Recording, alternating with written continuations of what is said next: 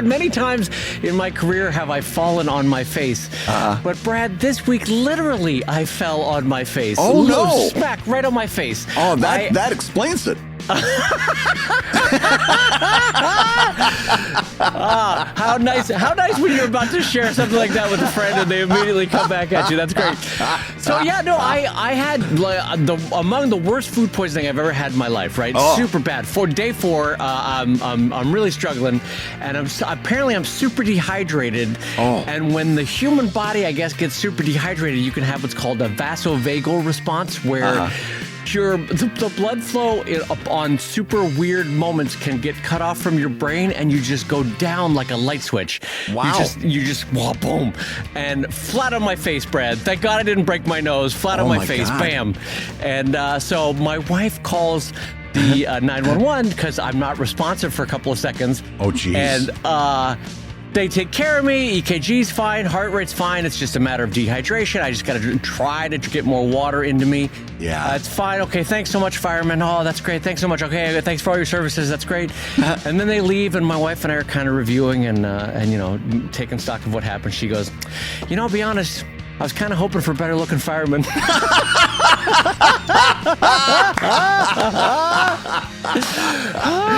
That's the trouble of marrying a comedy writer. You know you're never going to get sympathy for long. Which also is which made me realize that, like, on top of them coming to save your life, they're doing this great public service. One of the best social benefits of our societies, the shared expense of libraries and firefighters and all this sort of stuff that we've come together to put to have as a shared resource. They come, they put out your fires, they save your life, they do what they need to do for emergency medical stuff, and then they're also expected to just be incredibly ripped. Yeah, no kidding. They got to be hot too. Yeah, they got to be hot. They got to be calendar worthy, Brad. That's too bad. So basically, what you're saying is you got some homely firefighters, and now you're gonna have to go out and get some more food poisoning and roll those dice again. So I have to go and see what the shift calendar is at my local firehouse and make sure that when Barry is on, that's when I go down. I got to make sure that Barry's on call. Yeah. That's what I want you. That's what I want you to make sure you tell him when you go down to the firehouse is to say, I want to know when Barry's on, so I know when to go down. I want you to make sure that you say that down at the firehouse. Say that exact phrase down at the firehouse. All right. Oh my goodness. On that, I'm going to say hello, everybody. Welcome to Comic Lab, the show about making comics and making a living from comics. I'm Brad Geiger, the author of the Webcomics Handbook on Substack and the creator of Evil Inc. And I'm his pal Dave Kellett, cartoonist of Drive and Sheldon and co-director of Stripped. And this week's hour of comics advice is made possible by your support at patreon.com/comiclab. So Dave, let's talk comics. Let's talk comics, my friend. And just so no one's worried, I'm fine now. My energy levels are back up. I'm getting all the electrolytes and water that I need. Talk to my doctor about it. And so, by the way, it's also humbling when you talk to your doctor and you're like, is this something bigger? Should I be concerned? Any MRIs or CT scans I need to do or anything? Make sure I'm okay. He's like, well, part of this is, David, you're just not 22 anymore. Oh, no. Oh, my God. It's one of those humbling conversations where he's like, you got to drink enough water, buddy. Thanks, Doc. All right. Yeah. Speaking of which, do you want to give a little shout out to who gave you food poisoning? No, I don't want to be sued. You don't want to do that? All right. Sued. Let's just say it's a dear friend here in Southern California that one drives in to get a burger and one drives out to get a burger. And then out you go. And then out you go. And there's a lot of stuff coming out afterwards. Yeah, exactly. So what do we got on the docket today, my friend? Dave, we've got some great topics to talk about. And the first of which is coming in, and it goes like this. Hi, Dave and Brad. I hope you've been doing great. Too late. Dave is now doing great again. I have a question regarding narration versus dialogue. I'm in the process of planning a long-form comic that will take me a couple of years to develop while on the side doing one-offs and other short comics. This will be my first long comic, and I want to make the writing the top priority. I'm debating whether to use narration boxes from the perspective of one character per chapter, kind of like in Game of Thrones, or whether to not use narration boxes at all and just do the story through dialogue. On one hand, I think having different narrators tell the story through their lens might be cool and interesting, but on the other, I'm pretty new at this, and I think maybe foregoing the narration will help the story pace be more dynamic and easier to read. Which one would you recommend I try? Thank you so much. You guys are amazing. So, Dave, let's weigh in on this topic. On one hand, narration boxes from the perspective of one character per chapter, or forego those narration boxes completely and just do everything through dialogue. Right. So there is there's a lot to be said here from the angle of that you are just starting out, that you are doing some short stuff first, which is great. Brad and I are super co-sign that idea. That one's awesome.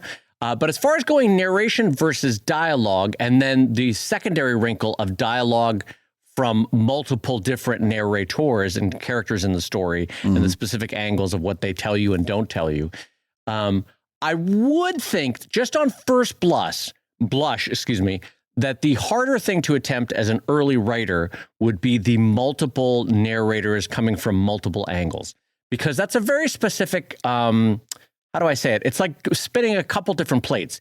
You're not only trying to get the story out, you're trying to get the story out from the unique perspective of a character who might not tell you all you need to know, right? They're an unreliable narrator.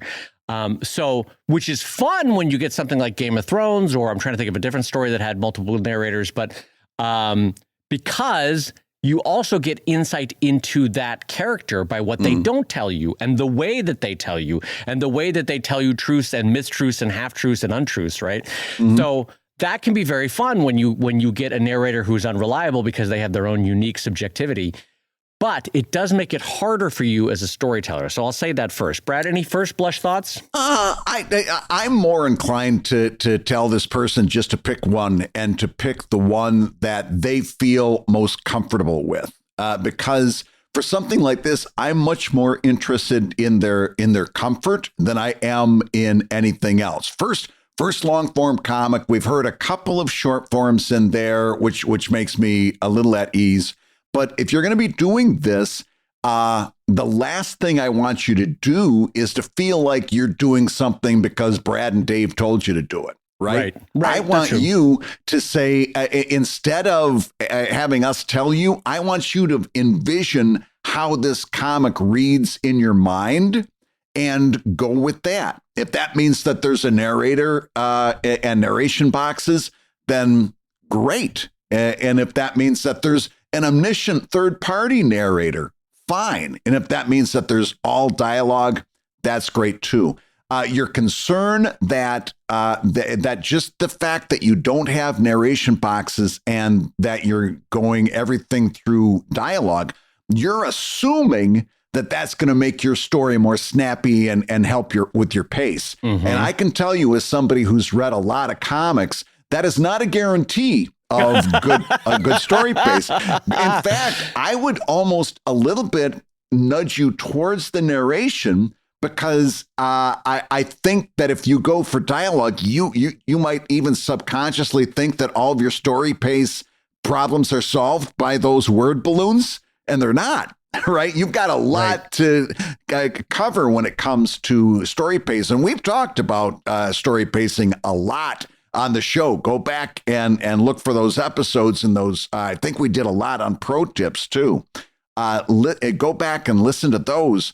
But I am much more likely to tell you, go with your gut, go with the one that you are most confident in, go with the one that is the best manifestation of your creative vision, because then all those other things can work themselves out. So I say go with your gut. You can do a fantastic story with narration boxes, and you can do a fantastic story with only dialogue, and you can do a fantastic story using any combination in between, and a bunch of combinations that we haven't mentioned yet.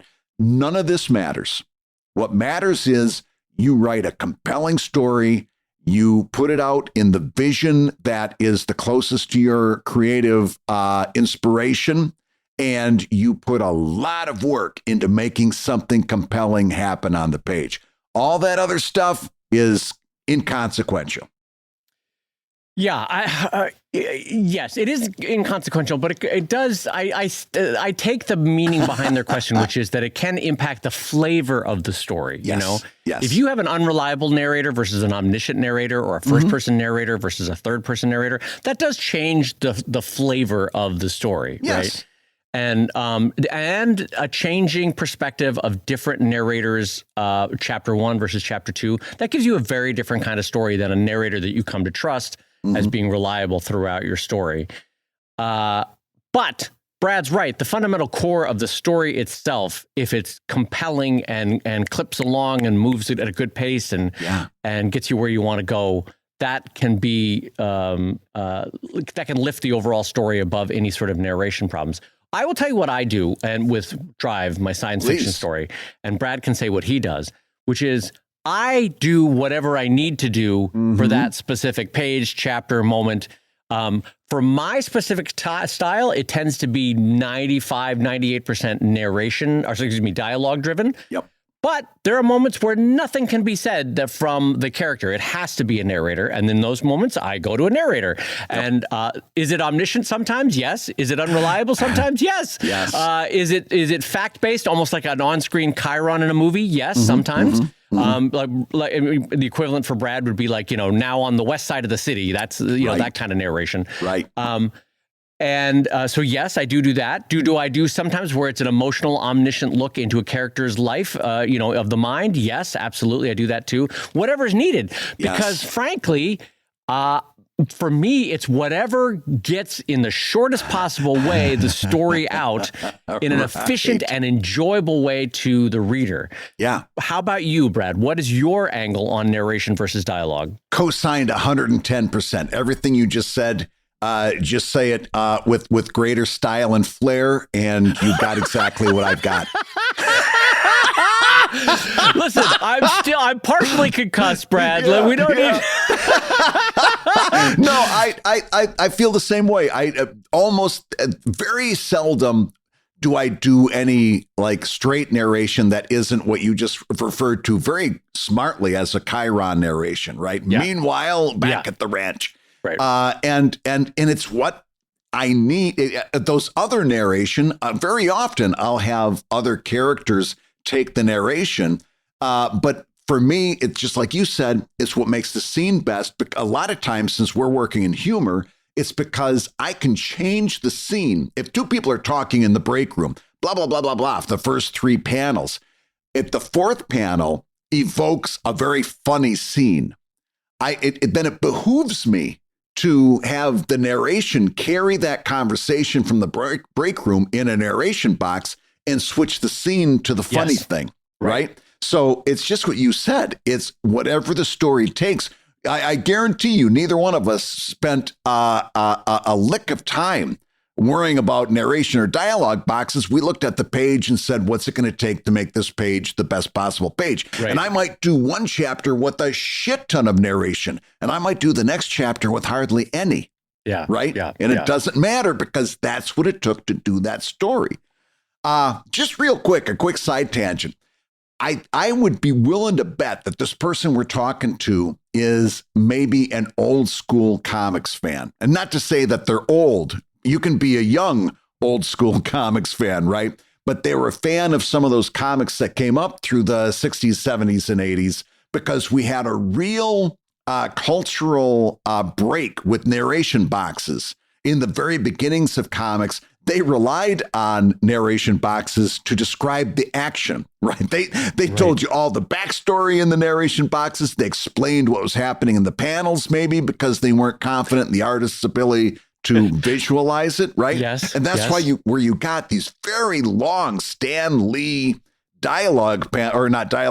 narration boxes that went on and on and on about what was going on in the scene, right? And then at one point in comics, they decided, and I seem to remember Frank Miller being pivotal in this, but I got to go back and check. I'm sure somebody will correct me on that. Okay. But anyway, at some point, people said, "Oh my God, with these narration boxes, I don't want them anymore. They're just too long." And there was a real shift to the style was to not have any narration boxes other than maybe a Chiron narration box.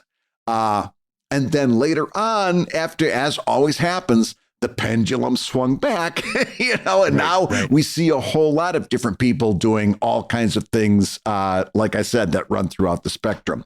My main thing to tell you is that it doesn't matter. You can do a great story no matter where you land there. You can't make a bad decision. That's why I want you to do the one that makes you most comfortable. So let me ask you this, because this is sort of first of all, I agree with Brad's answer there. And I think go with God to our question asker. I think we're excited you're doing short form first. And I think whichever one you decide, ultimately, like Brad said, if it's the right format in your heart, that is the right way to tell the story. And especially if you need to switch it up mid-story for a page or two to get something out, that's also fine, Yeah. But I want to ask a structural question of Brad. Do you think a narration box, like the continued use of narration boxes over pages and pages, like say, I don't know, a Chris Ware comic or something, does that make a comic page more rigid and formal to you and less, I don't know, emotional, less, you know what I'm trying to get at there? Yeah. That there is a, not structure, that's not the word I'm looking for, but that the formatting of narration boxes, does that remove a certain emotional element from comics? I think it can. So when I do a narration box that carries dialogue, in other words, like that example I just gave you, two people talking in the break room. And by the way, Brad does this great where he cuts away and sometimes a floating head, sometimes just a continuation, ... in quotes. Yeah, exactly. Yeah, my style is on the first narration box, it's got to have the speaker's head in because I hate not knowing who's talking, just as a reader. Right. And so like that's one way that I can get some of that emotion back in based on just the facial expression of the person who's delivering that line. I can help give that a little edge to it. It can be snarky, or it can be happier, it can be sad, and so forth. And then if I've actually had the conversation continue just in narration boxes between two different people, and a second person comes in. The style is that they get a different color narration box and a head, so that you get the little heads up, pardon the pun, that there's a new speaker here. But I'll go through and out, because at the end of the day, and this, I mean, we've been doing this a lot on this show, really going inside baseball. Think about a panel. In fact, this comes up with like two things we just got done talking about. Think about a panel that has a word balloon with no balloon around it. In other words, what we call an invisible word balloon, like Burke Breathed used to do. Didn't you call it a floater? A floater? Yes. But I didn't want to turn your stomach. I figured I'd give you a little break from my analogies. Food poisoning. Yeah, exactly. Yeah. But yeah, think about a panel with a person's head, no background, and a floater word balloon. Yep. What is that? Well, it's one of my narration boxes. So in a way, the way I think of my narration boxes is that they're a panel inside the panel. It's just a panel with the person's head, a yellow background, and a balloonless word balloon. Interesting. So you see that as a nested panel. In a way, that's how I treat them. That's how that's how I grapple with them when I'm deciding what to do with them and how to do it. I just want to remind everybody that this structural innovation from Brad in terms of how he thinks about a nested panel within a panel comes from the same guy that could not countenance the possibility that a New Yorker single panel comic with text below it could be a 2-panel comic, but then 2 seconds later said that a Hallmark comic where you flipped a page, that was a 2-panel comic. So the Did you, by the way, did you see one of our listeners did a 2-panel comic, and the second panel was like those old, what did they call them from silent movies? Silent movie cards? Yeah, the word so text it was cards. a drawing, and then it was a silent movie card. No, that's great. I didn't see that. That's amazing. But anyway, so first of all, I actually I just want to tip of the cap there. I actually do like the idea of a nested panel within a panel. Yeah. I think that's sort of fun, and comics allow for that. Right. So that's great. But you don't feel like there's any added storytelling rigidity to a lot of narration boxes, or... I never have in my entire life thought that included a certain amount of rigidity until you brought it up the second time. And now I'm going to be second guessing myself next time I do one. But no, I've never felt the rigidity. The fact that you keep bringing it up is making me scared. Brad, are you uncomfortable with the fact that I keep bringing up rigidity, Brad? Is there anything that's making you uncomfortable about that? So, no, okay. But because to me, one of the things so one of the reasons why Marvel in the 60s had so much damn narration boxes is because they used the Marvel method. Yeah. And those guys had to go off and draw pages not knowing what the hell Stan was going to write. And Stan's like, all right, I've got to squeeze some stuff in here. Let's see. All right, big box here explaining what Spider-Man's doing. So I think in the 80s when they got away from that, I would say it was the 80s. You would say it was the 70s? Maybe it was the 70s. I think we could go late 70s, early 80s, and we'd be just about right. But we both agree. But I thought it brought, like, to me, the exemplar of the difference between the Marvel method and Stan's heavy use of narration boxes. The counterpoint to that was actually Chris Claremont on the X-Men, who used a lot of interior thought bubble, basically, as a battle is going on, which to me made it more personal, helped build characters while at the same time getting stories out. Because you'd have, like, I don't know, Colossus fighting someone. He's fighting this Sentinel, right? But at the same time, he'd be like, I am worried about my sister. Oh, why did she say that thing yesterday? Oh, I'm having trouble. Oh, and now Wolverine is being mean to me. It is hard to be X-Men, you know? And so you were both seeing the fight happening, but you were also learning about Cyclops' interior mind and interior life and his relationships with Wolverine and his sister. You know what I mean? Right? Yeah. And so to me, that made it more... that warmed up comics versus Stan's narration boxes. And all it took was changing from a rigid narration box around those words to a cloudy box, and you were okay. Kind of, yes, yeah. That's amazing. That's amazing. Because you got Peter's perspective rather than essentially Stan's perspective, and so you were more immersed in the world. I don't know. Maybe I'm imagining that relationship that I had between X-Men characters of the 80s and Spider-Man of the 60s, but that's my sort of baseline gut reaction to the difference. Interesting. No, I'm not gonna fight you on that, because I think you make a really good point. And how do we feel about my Peter Rasputin impersonation? Was it good? Scale of 1 to 10, was it? Chef's kiss. Absolutely wonderful. I still got it after the fall. I've still got it. Thank God you didn't lose your ability to do those spot on impersonations. I know, right? Right. Didn't break my nose, my beautiful nose, and I also didn't lose my spot on impersonations. That's great. Okay, good. So, all right. But anyway, the good news for our question asker is Brad's right. Follow your heart on this one. If the story you have in your mind is telling you that you're going to need pretty substantial narration at times, go with some narration. Yeah. Or if you really love the emotional punch of characters changing the narration chapter to chapter and changing the perspective and giving you insight into them via their narration, much like Peter Rasputin, then do that. But whatever you pick, go with it, I think, is what Brad's saying. Don't have a delay based on trying to figure out which one's better, you know? Right. Oh, wait a minute. Do you hear that? Oh, that's the music that lets us know that once again, it's time for Susan McTaggart to come in and join us here in the studio and give one of our lucky Patreon backers a personal affirmation. Susan, it's so nice to see you again. Oh, Bradley John, lovely to see you, Bradley. Oh, who's the special little angel that's going to get an affirmation today, Bradley? This week, Guillermo is going to get a special personalized Personal Bradley affirmation. John, I also get flummoxed when I see you. Thank you, sweetheart. That's lovely. Oh, I take the because compliment. Guillermo has been at the $10 level over at Comic Lab, this Patreon. We wanted you to give Guillermo a personalized affirmation.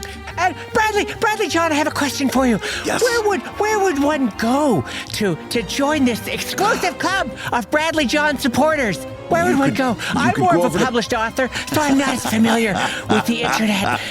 You can go over to patreon.com/comiclab, and if you are at the $10 level, one day you may hear Susan McTaggart say your name. So, Guillermo, I have to congratulate you on tippity-tapping your way over to patreon.com/comiclab and joining Bradley John over there. And I want to say, Guillermo, for you, my friend, Guillermo, remember, you are enough, Guillermo. You're enough. You're enough, sweetheart. But your page count's not quite enough, Guillermo. I need you to get to work, sweetheart. I need you to get to work. You are enough, but your page count is not, Guillermo. Yes, Bradley John, by the way, Bradley John, your skin looks shining today. Thank you shining. very much. Well, I Shining. don't know what you're doing, but it's working. Usually it's just your nose, but today it's your whole face that's shining.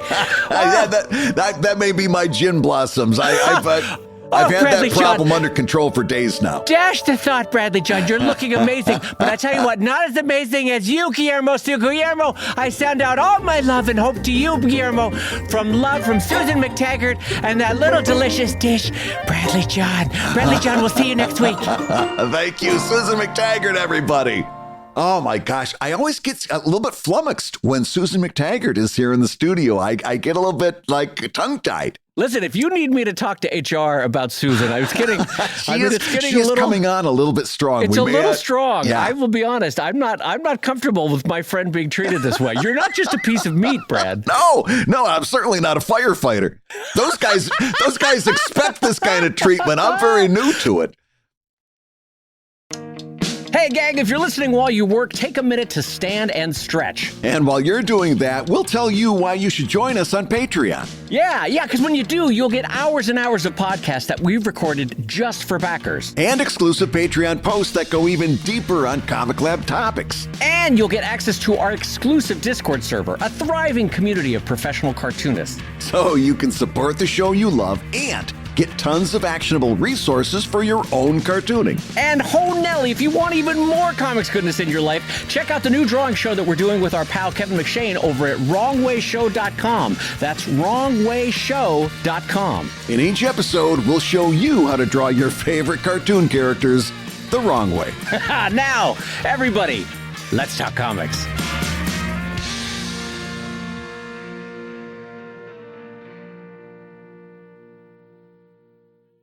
All right, well, it's time to jump into a couple of our mid-show updates. Updates are little quick mini updates on either topics we've talked about in the past or subjects that we return to again and again. And the first one that I want to talk about this week is a quick update. On my personal store, sheldonstore.com, where I sell my books for Sheldon and Drive and the anatomy books and all that sort of stuff. I have turned off international shipping on my store. This is the first time I've ever done that.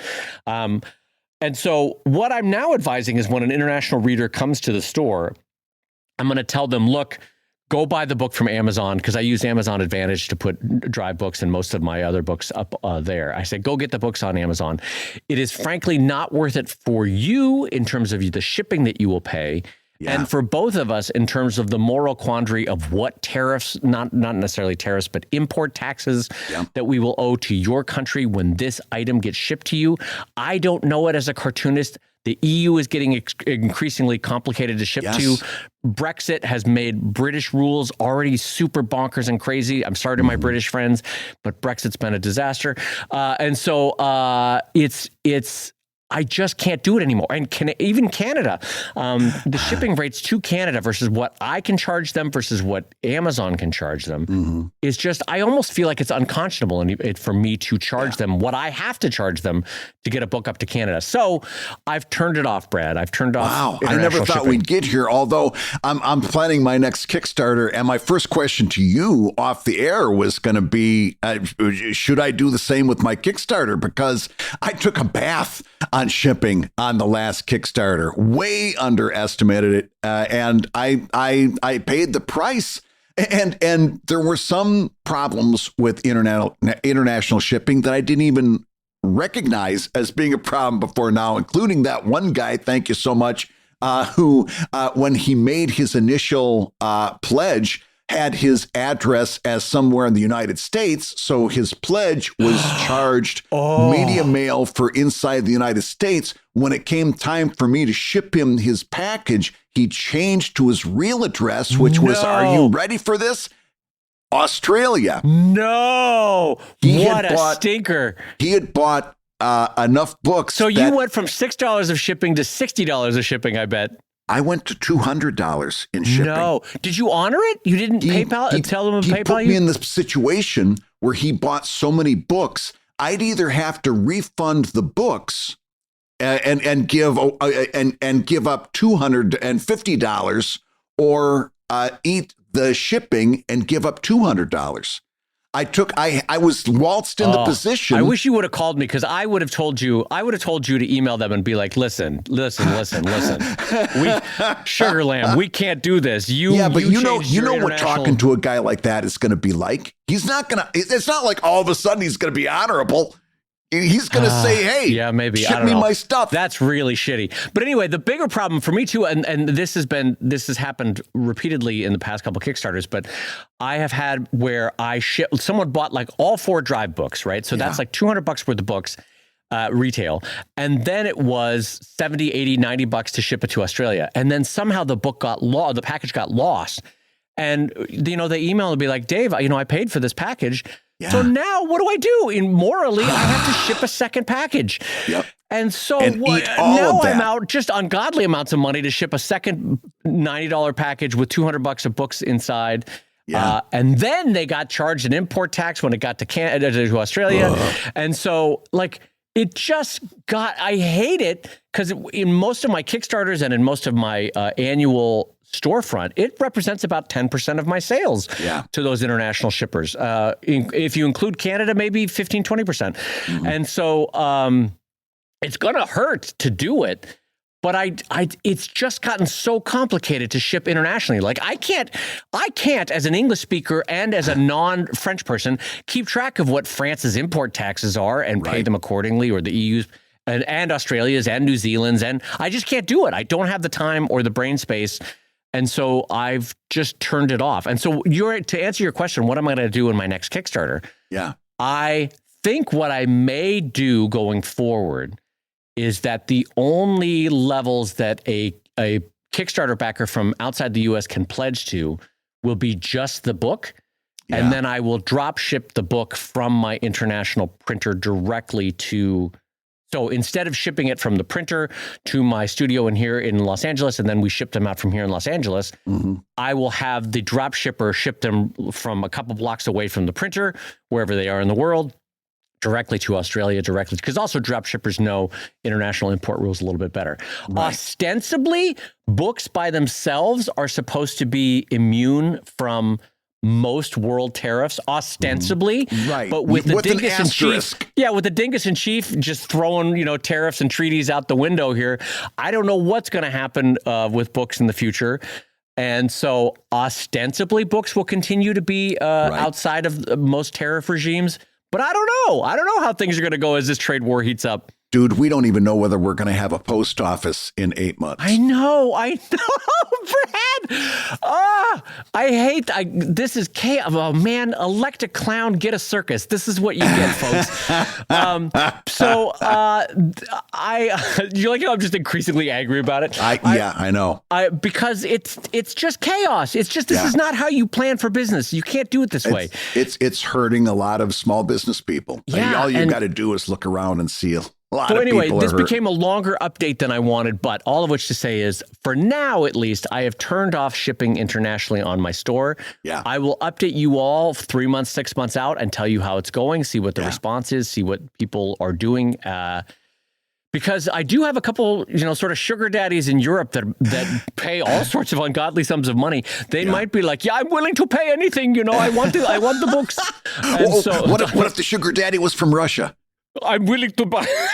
I couldn't do it. I don't know what that became. It became just like a bad anyway. So what is the next update you have for us, Bradley, on this week? Well, off of that topic, I've got a happy topic, and that is a couple of shows ago, we were asking help from our listeners to update our Wikipedia pages. And Chris Eliopoulos very kindly got rid of that dour photograph of me and replaced it with one that is much, much nicer, much, much friendlier. As a friend, want to upload the old one again and just change it back. No, don't do that. Don't do that. But not only did Chris do that, which I thank you very much, Chris, but then superfan Ray Michaels, which, by the way, for now on in Comic Lab history, Ray Michaels will never be referred to as anything other than superfan Ray Michaels. Okay, I like it. Yes. Went through and very kindly updated the Brad Geiger Wikipedia page with a whole bunch of things that had newspaper articles. We had one person that said, well, maybe someday, Brad, you'll have some newspaper coverage and then, that'll be okay. And it's like, listen, I've had plenty, just out of my ego, I've had plenty of fucking newspaper coverage. The problem wasn't newspaper coverage. It was getting that newspaper coverage into the Wikipedia page. And that's why it took superfan Ray Michaels to do that. Ray Michaels knew the assignment. Superfan Ray Michaels went in and updated that, and I just wanted to publicly thank Superfan Ray Michaels for doing the job. I appreciate it. On behalf of my friend, I also want to thank Superfan Ray Michaels, and I want to thank everybody that jumped in on my Wikipedia. Oh, wait a minute. No one has updated a Wikipedia. I think it still says I won an Eisner. I don't know, but it's fine. Listen, now I don't want to put it all on Superfan Ray Michaels' shoulders because we've got lots of listeners. But listen, that's next up. We got to get this Dave Kellett Wikipedia fixed. You know what we do to fix Dave's little red wagon? What's that? Put that photo of me that was originally on my Wikipedia page, put that over on Dave's page. That'll be a good place since he's so happy with that photo. Yes, I want the face of Brad with his cold-handed proctologist. I want that on my page. That would be great. So the other update that we wanted to do for this week was about Autobio comics, because Brad and I were critical of Autobio comics in a recent week. And you, Brad, had a thought that you wanted to bring up about somebody doing it right. Oh, I was out at the Moore College Comics Expo as a member of the NCS. And actually, like the first comic convention I've done in years, and made back my money from basically paid for my membership to the NCS, which was fantastic. That and all the other things that I get through my membership, I'm just thrilled with. But as we were out there, Dee Fish was exhibiting out there. And she's been doing an Autobio comic for a while now called Finding Dee Fish. And I went up to her and I said, I owe you an apology because I just got done recording a show. In fact, it was earlier that week when we recorded. Oh. And I said, I got done saying all this stuff I hate about Autobio comics and how people do it wrong in a number of ways. They just tell you what happened during their day. They don't give you a frame of reference. They don't make it mean anything. They don't give it any kind of any kind of emotional bucket to hold it in, Mm-hmm. And I said, I really should have pointed to your work because I Finding Dee is every time consistently, she talks about her life and then she gives it meaning. She either hits a punchline or she talks about something and she frames it for you so that it has some kind of significance to you. Every one of those comics, and I think part of it is because she comes from a comic strip background, and we're just trained. You got to do something in that fourth panel. You can't just have it. You just can't put panels out there and not have something happen in that last panel. And so I think that's a big part of it. But if you want to see somebody doing Autobio comics right, I should have said it a couple episodes ago. I'm going to say it now. Check out Finding Dee. You'll see exactly what I'm talking about when I say you've got to give this stuff a frame of reference. You've got to parse it. You've got to give it meaning. And if you're curious as to what that looks like, I think you should check out Finding D. You know what's funny? I had not thought about it during the conversation that we had a couple weeks ago, but you are right. Yeah. Because do you remember the framing that I said that I think autobiographical comics needed, which was make it entertaining and then make it have meaning? Yes. And boy, D is really good at that. And also, let's talk about this. Not for nothing. Like Lara D'Souza, who can be a chameleon in terms of styles and line arts and approaches to mark making, D is incredible at being a chameleon and taking on different styles, taking on different approaches, taking on different looks. And that is not an easy skill to have. I don't have that skill. I certainly don't have it at all. And there's a reason that D was nominated for a Reuben Award last year. Yeah, I think that's a big part of it, because I think a lot of people looked at that and said, that's what an autobio comic needs to be. You know who else that I know of was nominated for a Silver Reuben Award last year? Who? Little smiling Brad Geiger. Well, that's thanks to superfan Ray Michaels. That's on his Wikipedia page now. All right, so let's get back to it. We've got lots of things to talk about, and we were just talking Kickstarters. We spent an episode where we really drilled deep on your numbers, and people are fascinated. They want to hear more about that Dave Kellett Kickstarter. So let's talk about, first of all, we've got a couple questions here. We'll see if we can get to them both. This one comes out from Glenn, who says, hello, comics uncles. How did Dave plan out his very granular stretch goals for the recent Anatomy of a Dog Kickstarter? It seemed like tiny increments brought entirely new printing or binding features plus ebook rewards. So Glenn wants to know, Dave, how did you do that with those stretch goals? This is a great question, Glenn. Glenn, by the way, who also runs wonderful Kickstarters. I'm very much looking forward to his second printing of his book, which he kickstarted, I think, last year, and now it's going to be printed by Andrews McMeel. Anyway, so Glenn, to answer your questions, the one thing that I always do with my Kickstarters is I get quotes from my printer that say, let's pretend I'm already incorporating all of these features into the book. What is my worst case scenario if, I don't know, the absolute minimum number of people get us past the Kickstarter goal, and I somehow have to incorporate all of these physical things, a bookmark, end papers, spot gloss, foil on the cover, paper wrap or cloth wrap spine. And, if I have to incorporate all these, so I work backwards from that. Like, what does the worst case math look like? Having to incorporate all those into the final book, but barely having limped over the line in terms of my backer. So I work from that point. I get the worst possible quote. And then I work backwards saying, like, at what point does it make it financially worthwhile for the studio, after all the costs of a Kickstarter are considered, to actually include spot gloss or cloth wrap spine or a bookmark or an end paper? So I basically say, okay, look, on this book, and given the cost of the studio right now, because those are two separate things. Sometimes it's not just how much does it cost me to make the book. Another cost to consider is, well, how much do we need this year to keep the studio going? Right. To keep my salary, best salary, the cost of the studio, all the taxes paid, right? How does that, how can this Kickstarter help with that? And so sometimes a book will be $20,000 bare minimum. Sometimes it'll be $30,000, sometimes $35,000. And that's not just me like putting my thumb in the wind and saying like, hey, I wonder what I can get. It's also like saying, hey, what do we really need as a studio this season or this year, financial year? And so I start from that, but then I say like, all right, if I include a cloth wrap spine, that's going, and I'm anticipating a run of something like 1,000 books or 2,000 books. That'll add X amount of cost to this, right? And then I always try to ballpark, if something is X cost, I always try to do 5 times X as my expected cost to the readers. Right. And so then I work backward, and the 5 times cost is basically because sometimes I will sell them sort of at wholesale prices, like with Amazon Advantage International that we just talked about a minute ago. Sometimes the book will be damaged, or I'll have to resend a book to, like we talked about a second ago, to Australia.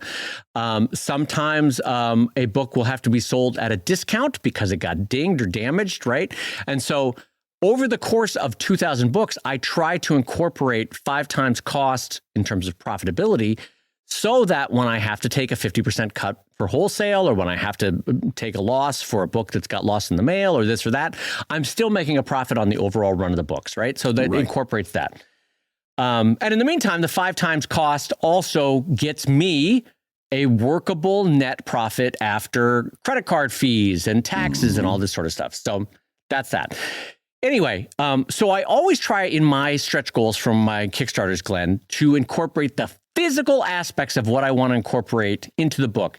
And I do those stretch goals first, because at the very least, we know that I've unlocked the book that I wanted to make and quote it out with the printer and get those out of the way. So once I've unlocked the bookmarks and the end papers and the spot gloss and the foil and the cloth wrap spine, all that nonsense, then I start to go into the, hey, everybody gets a free ebook of a different book of mine, because those are essentially icing on the cake. I will essentially sell $2,000 worth of that ebook had I just waited 5-6 years, right? But why not say, hey, if we unlock another $2,000 of this Kickstarter goal, everybody gets this ebook free. So I sort of front loaded the profit that I would have made on that ebook over the next 3 to 5 years, and I'm giving it to everybody free. The math is not perfect, but you get where I'm going with that in terms of unlocking the stretch goals. That way, I also have more things to talk about in the last weeks of the Kickstarter. Which is hey, everybody gets a free ebook. I'm using something that I have placed the value on. Remember, the ebook could be $1, could be $5, could be $15. Yeah. But because I made that ebook $15, that now has a perceived value. And so people are jumping in to get both the original Kickstarter item and now the perceived value of the ebooks. And frankly, I'm using older stock that's not moving as fast anymore because it's 7, 8, 10, 15 years old. And I'm giving readers something to be excited about. So that's my basic philosophy of how I do stretch goals. Am I missing anything, Brad, in how I describe that? I think that, and we always take a risk when we say this, because we are pulling back the curtain. But it's just speaking for myself, when I put that original Kickstarter goal together, all of those stretch goals are already included in the initial goal. What happens if we don't meet a certain stretch goal? That actually means that we might we have to go back and get a new quote, probably. Right. Yeah. Or we take less profit or whatever it is there. But that all of that stuff is factored into the initial goal. Those stretch goals are there to give us something to talk about for 30 days. It's really kind of the main reason is to get urgency, is to get excitement, and to get kind of a gamification of what's going on here. We got to get to this next level. We got to get to this next level. And everybody's excited and pitching in and so forth. And if you see it's getting close, then maybe you're going to join in because you're going to help push it over. All of those things. But that's really the behind the curtain scenes of what's going on here. And one last peek behind the curtain that I will say is, if you can, avoid adding any other physical items as stretch goals into your Kickstarter. By other, I mean things not related to the physical book itself. Like Brad might say, hey, we just unlocked a $10,000 stretch goal. Now everybody, instead of getting a soft cover, gets a beautiful hardcover, right? That's still within the book itself, and Brad probably already quoted for that anyway. What I'm saying is, don't say, oh my God, everybody, we just unlocked a $10,000 stretch goal. Now everybody gets 10 pins with their book, right? Because now you're quoting for an entirely new item. You also have to pack out that entirely new item. It triggers a bunch of new import taxes because it's a different thing when declared when you ship it internationally. It makes the whole thing more complicated. If you have to include other physical items as stretch goals, make sure they are paper-based and make sure they can flat pack. So what does that mean? That means postcards, that means bookmarks, that means foldable prints or posters. But even then, if you can avoid having other physical stuff be your Kickstarter stretch goals, that's my advice to everybody. And just to wrap up this section, never ever add stretch goals while the campaign is in motion. All of your stretch goals should be factored out, And figured planned out. Yes. before Yes. you hit the button. Oh, and by the amen. way, you're Amen. forgiven. You're forgiven if you've made this mistake because you get excited. And if things are going really well and I need to keep it going, I'm going to throw this stretch goal in. And I've seen that derail people, Yes, right? yes. And again, it's very human. You can be forgiven, but just listen to old Uncle Brad on this. Never throw in things later on because this Kickstarter is going so well. What you do with that little brainstorm that you had is you save that for the next Kickstarter or make it its own Kickstarter or you don't do it on the fly and you don't do it without planning. Yes. Yeah. You stick with the plan. Once you've hit that button, you should have a 30-day plan in mind. Once you hit that button, you stick with that plan. Yes. Boy, do I co-sign what Brad just said. Yeah. And I go back and listen to it again. And I will say this too, is that one of the phrases Brad's used in the past that is really true is you do not want to give yourself a Kickstarter hangover. Yes. Where you're partying, you're so excited, the number's going up. Sure, I'll have 3 more whiskey sours. This is amazing. Yes. And then the next morning, the Kickstarter's over and you wake up and you go, what the hell did I promise? Yes. What do I have to do? Yes. Wait a minute. I don't know what the financials are on now. I have to give everybody a free chicken. How do I ship a chicken? How do I ship a chicken? Why did I promise everybody a chicken? What have I done? I should have just kept it and sold the eggs. I'd be rich by now. I'd be a millionaire. So yes, so that's the short version of how I plan and do Kickstarter stretch goals. Well, as long as we're spilling the tea on Kickstarter, I've got one more here. And it comes in and it says, hey, Dave says that Beth made about 800 images for his Kickstarter, and I'd love to hear a breakdown of what those images are. So, Dave, could you give us a little bit of background? Basically, going back to that whole, you set a plan before you'd hit the button. You had a certain number of images planned for your Kickstarter. Could you just give us a little rundown of how those images broke down in terms of categorization? Absolutely. That's a totally fair question. I will say in friendship, I think the 800 number, as is obvious, it was a smidge of hyperbole. That was me. I think I was speaking off the cuff. Yeah. And I said it was a lot of images. However, I did go in and count, and it looks like Beth made north of 200 images. So Still a lot of images. The emotional punch is still there, but it's not 800, it's 200. So, but let's go through all the different images that Beth and I created for the Kickstarter. And remember, we start planning this 6 months out, but broadly speaking, kind of a year out. Like we're talking about a Kickstarter we're doing 12 months from now, right now. So, okay, let's go through it. So for the video, I always try to do a really fun, compelling, very shareable video. Some have been more successful than others, but I think in general, if you go back through my Kickstarters, there's a lot of fairly fun, professional looking videos. And most of that is attributable to my wonderful friend, Ben Waters, who was the editor on our film strip that we made a few years ago, the documentary. Ben is a wonderful editor here in Hollywood. He edits for, his career has been great. He edits for all sorts of things, and he's really talented. And so I always hire him to edit my videos. And part of it is I provide him, in this case, with the dog video, there were 20 images for that video that we needed to create, right? And then for the Kickstarter page itself, this is the sort of story section for Kickstarter, for anybody that's built a Kickstarter. These are the headers, the images, the cross-sell images, the upsell images, the tier images, the what you get images, the close-ups, the pull-aways, the 2 shots, the 3 shots. Yeah. There were 107 images in our web-ready file when we were finished with that, right? These are all on the Kickstarter page itself. Then we separately created 37 marketing images. Some of these are, like back in the day, there might have been more because we used to do platform-specific images for Facebook and Twitter and Instagram and this and that. Now that we're just on Blue Sky, it's just 37 marketing images. What do these include? These include, hey, we have a Kickstarter launching today, all the way to 7 days left for the Kickstarter, 6 days left for the Kickstarter, 4 days left for the Kickstarter, 1 day left, hours left, last minutes, right? So all these images we share at different points, and the sort of what you get marketing images of like, hey, if you love the dog comics online, you're going to love the dog comic on Kickstarter as a book.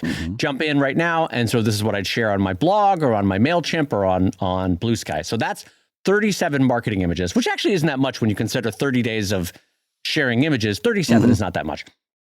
And then another 40 to 50 images in the Kickstarter tiers themselves. So this means I probably had, I'm just ballparking, I don't remember, somewhere between 6 to 10 Kickstarter tiers, right? Yeah. So you have to create a little thumbnail of everything that's in that tier inside the tier itself. This is all on the right-hand side of a web-based version of Kickstarter. But then all the add-ons in fact, I might have the number wrong because I have a shit ton of add-ons from all my past products over the years. Oh, God, yes. I think there's like 40 to 60 add-ons, so each one of those images have to be prepared. Now, keep in mind, some of those we save in a folder and we don't have to reinvent the wheel every time. Right. But it's not nothing to have to keep track of and load up and do all those images. That takes time. So my final tally for all these images is 20 images for the video, 107 images for the Kickstarter page itself, 37 marketing images, and then north of 50 images for the Kickstarter tiers and add-ons. Yeah. So that's over 200 images, Brad, that we had to create, maintain, or upload for different sources for this Kickstarter campaign. Yeah. And you get bleary-eyed just thinking about it because each one of those images has its own size that it's got to be. Like Kickstarter has a very definite size. Yes, it's not immediate. They're all little squares. Exactly. And a lot of times they don't you've got to go looking someplace else to find out what those aspect ratios are and those pixel dimensions are. And it's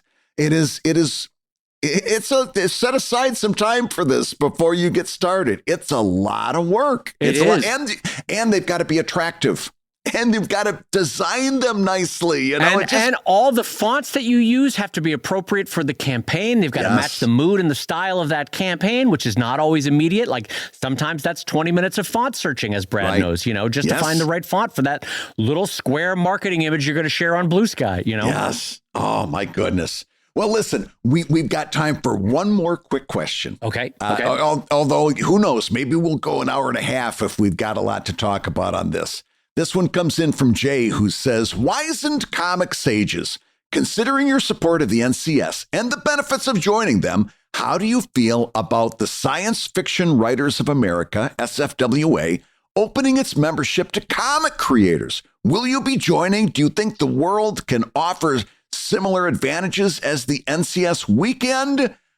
Dave, we've already know you had somebody come up and told you that if you want to be successful, you've got to do a sci-fi convention. We had several songs written to that occasion. My favorite thing you ever did on the show. Do you want to be in sci-fi? Can you give us a little snippet of that? I don't remember the words. Do you want to be in sci-fi? Do you want to write a star?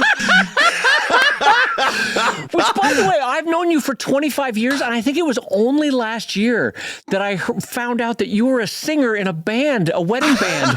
A wedding Michigan. band. Oh my gosh, we did weddings, and that was a big part of how I got spending money for college. I would go back to Huron County, and we'd play weddings and festivals and stuff. Oh yeah, man, you never saw anybody that could handle a Randy Travis tune like me. Anything that was low in the register, like country music, I did great because it was a lot of low in the register Michigan, stuff. it must have been polka weddings, though, right? Oh my gosh, we played a lot of that. Like it wasn't an official wedding unless you had an accordion player. You could get that sucker annulled. Do you play accordion or klezmer or any of that sort of stuff? Klezmer, no, but we did polka. Wait, you didn't say no to accordion. You didn't say no to accordion.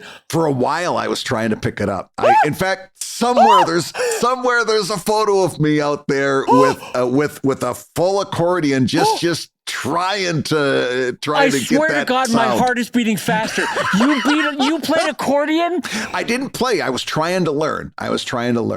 Oh, ladies, he is spoken for. He is spoken for, ladies. The problem is I got these little Smoky Link sausage fingers. I can't, I'm not a good pianist. I can't reach all the buttons and stuff. Oh my God, you played accordion. I tried. Let's get this straight, Kellett.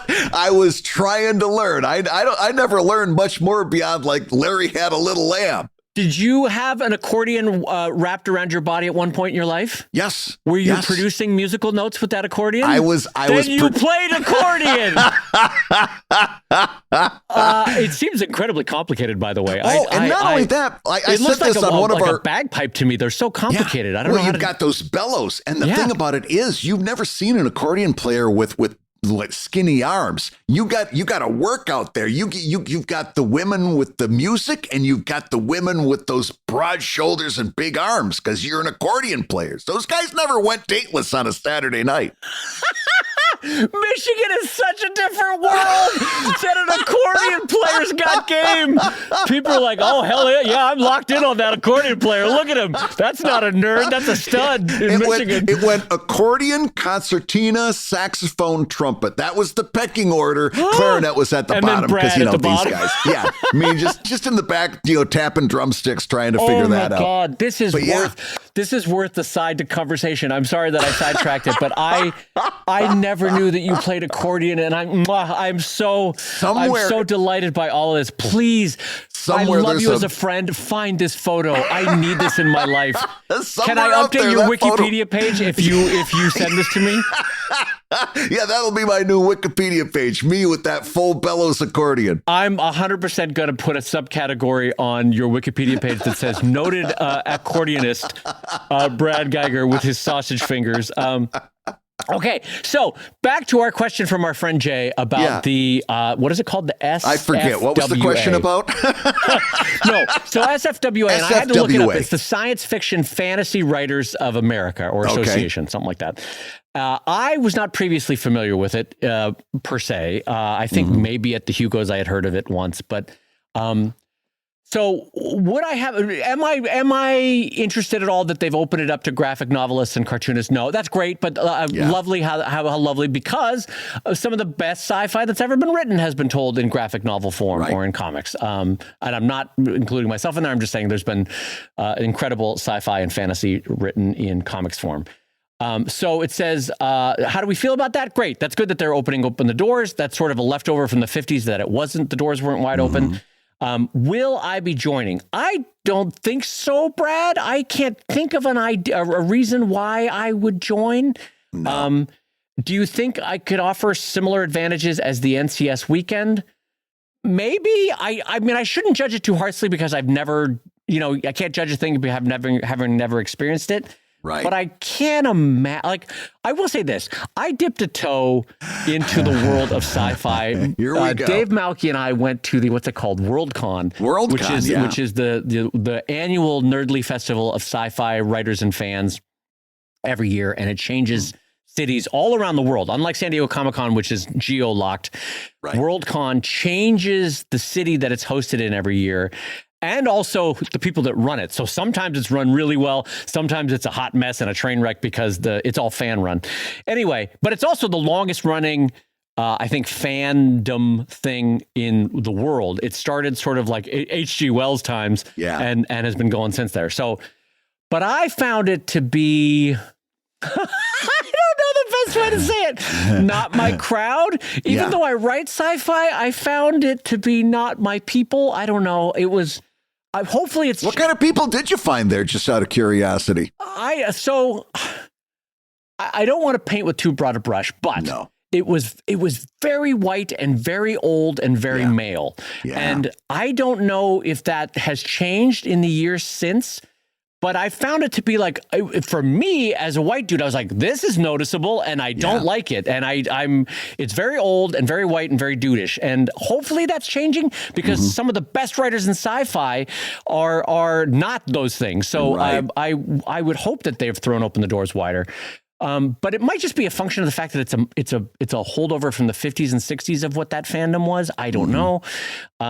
Anyway, hopefully the SFFW is not at all that, and I would like to think that it's not. I looked up on their website from this question, Brad, why should you join the SFWA? And it says, our mission is to inform, support, promote, defend, and advocate for our member writers. Within that mission, there are two rationales which fall broadly into the personal and the societal. For the personal, these are a few of the ways in which the science fiction and fantasy writers can help you as an individual writer. We can help you promote your work through activities like the featured author and book programs. Perfectly lovely. The grievance committee can help resolve contractual disputes. That's wonderful, except I don't do many contracts or any with any publishers.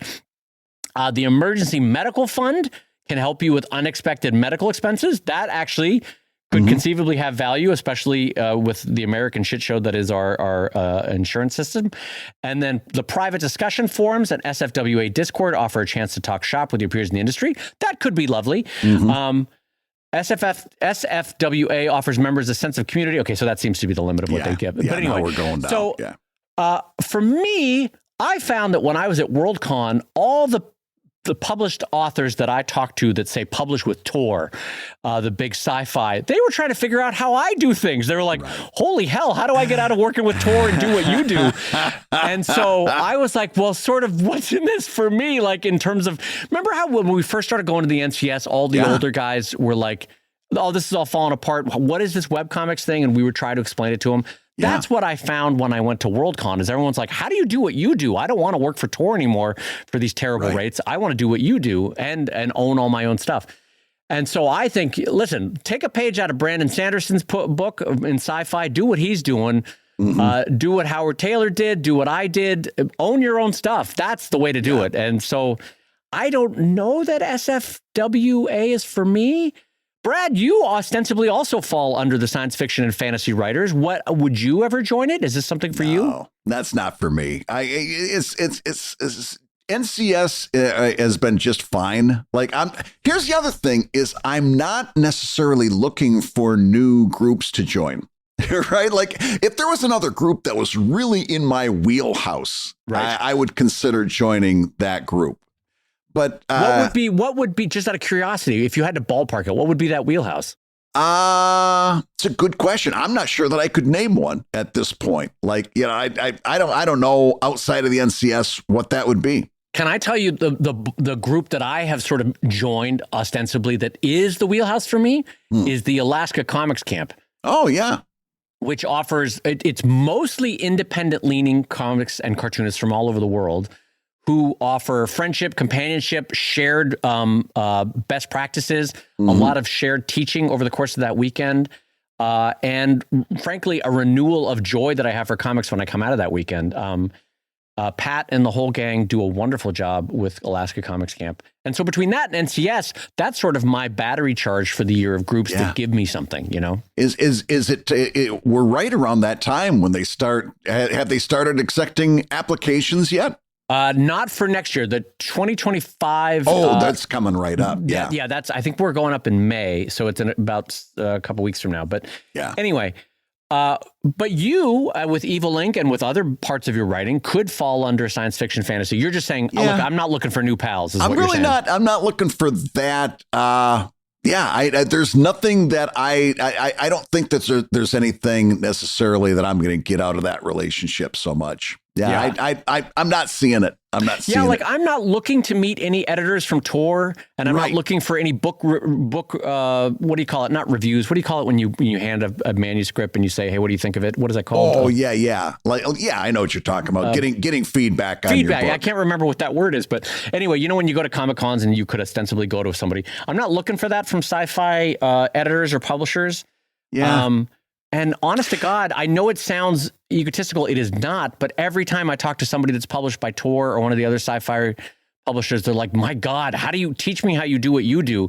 Yeah. Which is always my signal of, I'm not going to get anything out of this. This is, you know, their system's broken. Why would I want to learn from that system? And so, I just don't know. Listen, go with God. If you want to join it and you think that it can help you on your journey of writing science fiction or fantasy as a cartoonist or graphic novelist, go for it. And we certainly wouldn't look askance at somebody that joined the SFWA. I think that would be a perfectly fine thing to do if you were interested. But the one thing I didn't look up, and I should have, was what the fees are. That's always a kicker. Oh, yeah, that's a good question. That's a good question. Yeah. Well, we might have to cover that in a future update because it's time for us to say that you've been listening to Comic Lab, the show about making comics and making a living from comics. Your hosts have been my ever delightful friend Brad Geiger, the editor of webcomics.com and the creator of Evil Inc. at evilcomic.com, and the co-host of the new drawing show at wrongwayshow.com. Oh gosh, we've got a new episode coming up. We're not so set to promote it yet, one. but Oh my God. I'm champing at the bit. Got a good one. And my friend Dave Kellett, the co-director of Stripped and the cartoonist of Sheldon at sheldoncomics.com and Drive at drivecomics.com and Drive Comics singular, sorry, drivecomic.com, and another one of the beautiful co-hosts of the new drawing show at wrongwayshow.com. And the Comic Lab theme song is used with permission from Andy Creighton at theworldrecord.net. And this episode was edited by Matt Woodard of Woodsong Productions over at www.woodsong.media. If you love Comic Lab, you can rate and review the show on Apple Podcasts, and you may hear your review featured on a future episode. And don't forget to give us a 5-star review on Spotify, where we are burning up the podcast charts. And Comic Lab is made possible by your support at patreon.com/Comic Lab. So I will go ahead and say that twice. Patreon.com/Firefighter Calendars.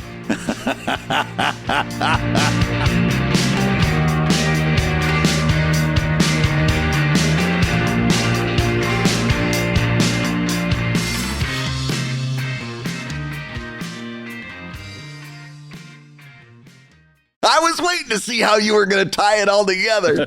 I was on the edge of my seat. So was my wife when the firefighter showed up.